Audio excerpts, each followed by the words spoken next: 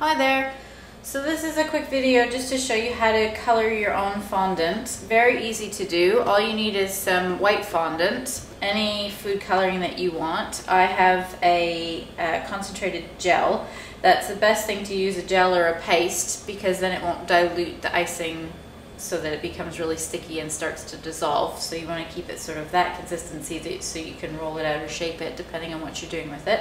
Some toothpicks to get the food coloring into the icing, and then I always keep a little bit of icing sugar on hand just in case it does get a little bit sticky or it's quite humid out. It'll change a little bit, so it's nice to have that on hand just if I need it. But otherwise, that's very simple. So just the color that you want, your icing, and a little bit of toothpicks. I do have a mat out just so that it's easier for me to knead onto this. It's just a plastic mat that you can wipe clean. I use this for most of my baking and sugar craft or anything I'm doing, and it wipes clean, so really easy for cleanup. So you've got your tub of icing and you're just going to open it up, and when you open it up, it comes inside. This is satin ice, by the way, so this is how satin ice comes. It comes in a bag nicely sealed so you can keep it in the tub when you're not using it. And so I'm just going to actually reach in. I'm not going to tint all of it. I'm just going to reach in and grab a little handful off out of there and pull that off. There we go. Maybe a little bit more. So it just depends on how much you're doing. So I'm just going to do a little handful of it. So I'm going to pop that there, and then you just seal this back up, keeping it nice and airtight, all back into the middle. And then pop the lid on it, and then you just keep it like that. So all you need to do is make sure that it doesn't dry out. It's a sugar product, so it doesn't really go off, and yeah, you just keep it at room temperature. So move that out of the way.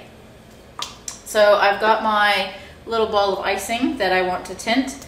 Very easy. You just take your icing and your color and a little toothpick, and I'm just gonna pop a little stab my little toothpick into my icing, and then I'm just going to knead that into the icing. So I fold it over to try and keep it on the inside, less off my fingers.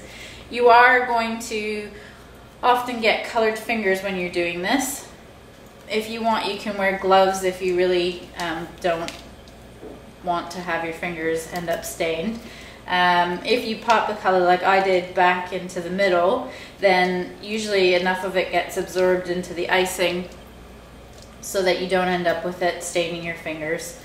And it's only with the darker colors really, and it will eventually wash off, but to start with, you can use gloves if you want to. So it's sticking a little bit. I'm just going to do it with my fingers instead.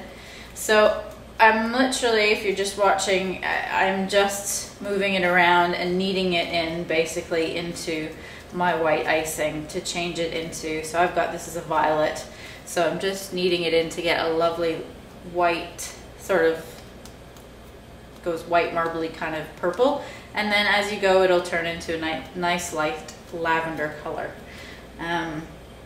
So you just keep kneading. Very simple. That's it. There's no other tricks. It's getting a bit sticky, so I'm just going to pop a little bit of icing sugar on there. And actually we'll do this again and dab it into the icing sugar. And you just keep kneading until it gets all the way through your fondant and you've got the color that you're after. So this is looking a little paler than I'd hoped. More icing sugar. So I can see that most of that's already incorporated, the little toothpick that I did, and it's a lovely light sort of lavender color, but I definitely want a more substantial kind of purpley kind of color. So I'm just going to take my toothpick, pop another little bit into the middle, close it over, and again just knead it in. It's that simple.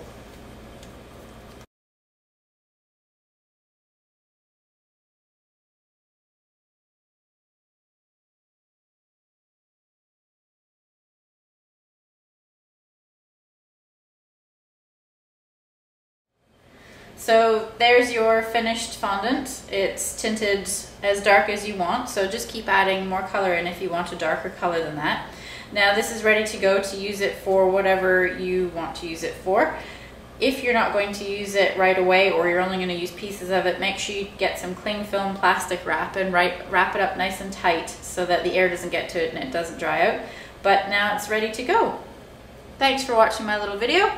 If you liked it, please give it a thumbs up.